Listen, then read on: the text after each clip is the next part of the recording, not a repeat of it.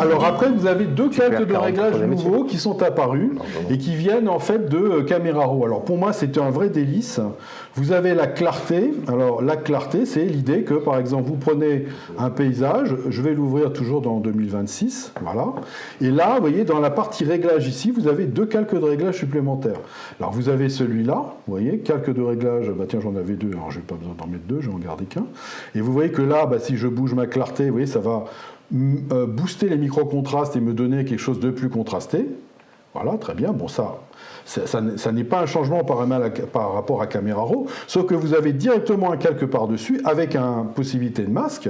Et donc, moi, je pourrais me dire, bah, tiens, j'aimerais bien le faire sur le ciel, mais pas, par exemple, sur le bas. Et bah, qu'est-ce que je vais faire? Bah, je vais lui demander de faire une petite sélection du ciel. Donc voilà, ici. Ah, mais tu viens de découvrir Capture One, en fait. Bah non. Moi, je suis team Capture One, mais Photoshop, là, c'est... Voilà, vous voyez, j'ai une sélection du ciel. Et là, éventuellement, ce que je vais faire, c'est que je peux jeter ce masque-là, parce que moi, je suis un peu feignant, et remettre un masque avec la sélection, vous voyez, qui va me permettre d'avoir uniquement la clarté dans le ciel. Donc, vous voyez, ça vous permet d'avoir un calque de réglage. Donc, ça, c'est toujours mieux, parce que ça vous permet de ne pas appliquer sur l'original. Avant, on ne l'appliquait pas non plus sur l'original, mais on avait juste un inconvénient, c'est qu'il fallait aller faire un objet dynamique et aller dans Camera Raw, filtre Camera Raw pour appliquer la clarté. Donc là, vous l'avez directement dans le calque de réglage. Sinon, je te montre comment ça marche sur Capture One. Hein, bah non, mais moi, je n'utilise pas Capture One. Tu devrais peut-être. Non. C'est clair. Je peux faire la clarté dans le sens inverse. C'est rageux, tu sais. Parce que, en fait, je pourrais éventuellement travailler, vous voyez, sur une beauté. Alors, il y a des tas de plugins, des trucs qui vous font des peaux magnifiques, mais vous pouvez éventuellement mettre une clarté négative. Et vous voyez, vous mettez une clarté négative et vous voyez que la peau devient tout de suite beaucoup plus belle. Vous voyez. Sinon, j'ai une correction. Et après, vous pouvez. Oui, bah bien sûr, oui. Sur le roue automatisé, tu sais. Alors non, mais moi, je n'automatise rien. Moi, je suis un vieux de la vieille. Moi, non, c'est l'IA qui fait. Ouais. Moi, je suis un vieux de la vieille, je fais tout à la main avec l'IA. Et voilà, regardez, je vais pouvoir récupérer tout ça. Allez, bon. Voilà. Et comme ça, voilà, j'ai une peau qui est plus rapide, plus claire, etc. Bon. La clarté, enfin, c'était juste ce que je voulais vous montrer, c'est que c'était un calque de réglage. Bon. Après, vous avez toujours dans le même calque de réglage, alors c'est toujours le même, vous avez le voile aussi. Alors je vous montre rapidement le voile, hein, même si vous connaissez tout ça. Ouais. Là, il n'y a pas d'innovation, hein, c'est des choses qui existent dans tous les logiciels, sauf que là, l'idée c'est que ça vous crée un calque. Donc ça, je trouve que c'est quand même vachement pratique. Vous voyez qu'ici, si je mets un voile supplémentaire, je supprime, vous voyez, le brouillard, et si je mets de manière négative, bah, je mets plus de brouillard. Oui, donc vous pouvez comme ça jouer sur le brouillard, sur la brume, sur le voile atmosphérique à la base. Il reconnaît le brouillard du coup. Ouais. Non, en fait, ce qu'il fait, c'est qu'il contraste et il sature. En fait, il reconnaît rien du tout. Sinon, dans Capture, on l'a aussi. Je peux même mettre la teinte que je veux de brume. Ça se fait facilement. Bah oui, on peut le faire aussi. Donc voilà. Dernier truc, et celui-là par contre il m'est très cher parce que moi j'adore les photos avec beaucoup de bruit. Je fais toutes mes photos à 6400 ISO. Donc vraiment j'ai beaucoup de bruit, j'adore ça. Et là vous avez un calque qui vous permet de mettre du grain. Alors vous voyez là ce que je vais faire, donc je vais ouvrir cette photo. Je sens que ça va devenir un running gag l'histoire. Voilà, regardez. Et là, vous voyez, j'ai la possibilité de venir ici, de mettre du bruit. Alors là, on pouvait mettre du grain aussi dans Camera Raw. Là, vous avez une propriété, vous avez la quantité de bruit. Voilà, vous avez la taille du bruit. Voilà. C'est du bruit. Et vous avez la cassure du bruit. La cassure, c'est le côté, est-ce que c'est net ou est-ce que c'est flou. Voilà. Alors sinon... Voilà. Donc là, on a ça dans Capture One aussi. Bah oui, version grain, 4 ou 5 bien sûr.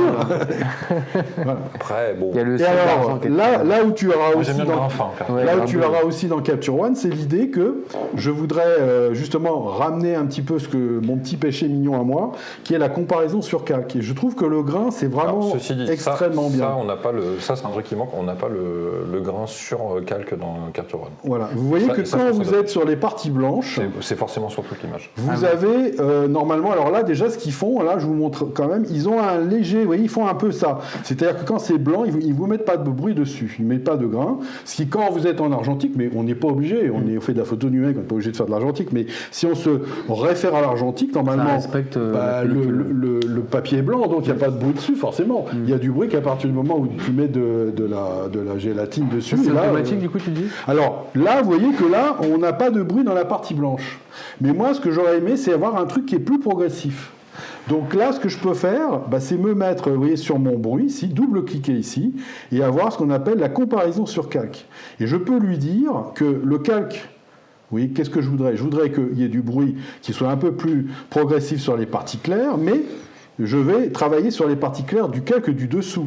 Donc je vais travailler sur le bruit, c'est-à-dire sur le calque du dessus, mais avec les luminosités du calque du dessous. Donc vous voyez, vous avez calque actif, calque du dessous. Je prends le calque du dessous, je prends mon curseur et je le bouge. Et vous voyez que là, vous voyez, je bouge, vous voyez, on voit apparaître et on voit disparaître les parties claires. Et pour que ce soit un peu plus progressif, j'appuie sur Alt. Voilà, ou option, hein, et regardez, je vais pouvoir faire quelque chose qui va être tout doux. Oui, parce que tu peux le délimiter par zone. Ça, et en fait, c'est ce que tu as fait toi avec ton zone système. Je sais, Tu rajoutes, toi, je suis de la zone 203 à la zone 153, et là, je lui dis, tout ce qui est en dessous, je ne veux pas que ça apparaisse, ou au contraire, je veux que ça apparaisse un peu. Donc, vous voyez, je vais mettre le premier curseur à 255, ce qui fait qu'on a un tout petit peu de bruit qui apparaît. Et je vais juste bouger celui-là, le demi-curseur, pour faire apparaître plus ou moins de bruit. Voilà. Et en fait, en fonction, je peux faire ce que je veux. Voilà. Donc, je pourrais faire un truc un peu comme ça. Et là, j'aurai un bruit qui apparaîtra, et qui apparaîtra de manière, on va dire, argentique, qui va être plus... vous voyez, que si je regarde sur le visage... Voilà, je vais me mettre ici sur donc, la partie qui est ici. Donc je ne sais pas comment on pourrait faire pour le voir en avant-après. Si, peut-être là, avant. Est-ce qu'on voit la question? Non, on voit pas. Non, elle n'est pas nette du tout. Il y a un flou de bouger. Donc voilà. Et donc là, vous voyez, je vais avoir la possibilité, vous voyez, dans les parties claires du visage, d'avoir moins de bruit que dans les parties foncées, ce qui correspond au côté normal.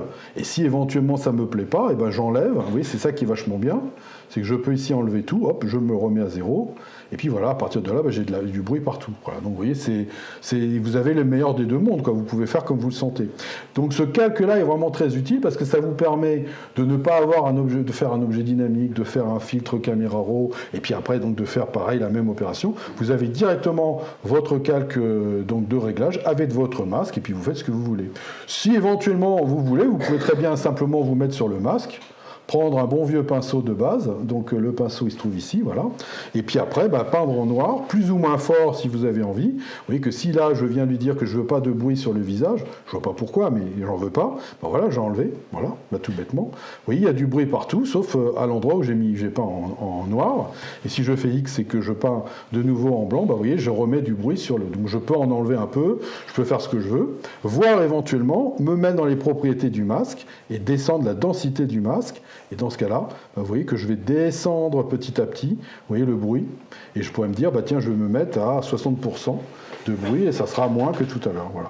Donc je trouve que cette mise à jour est vraiment hyper utile quand on fait beaucoup de photos, et qu'on aime bien le côté, voilà, moi j'aime bien quand je vois ce que je fais, je peins avec sur mon masque, je trouve que c'est vraiment beaucoup plus intéressant qu'avant, on était obligé de faire un objet dynamique, etc.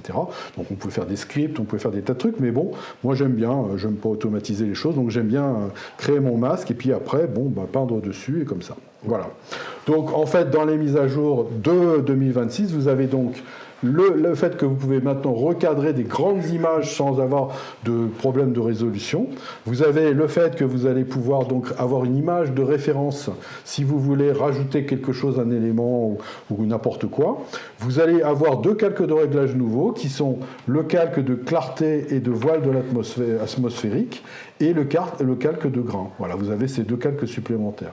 Voilà, donc ça fait 4 choses qui sont vraiment très très utiles et qui devraient normalement bien marcher.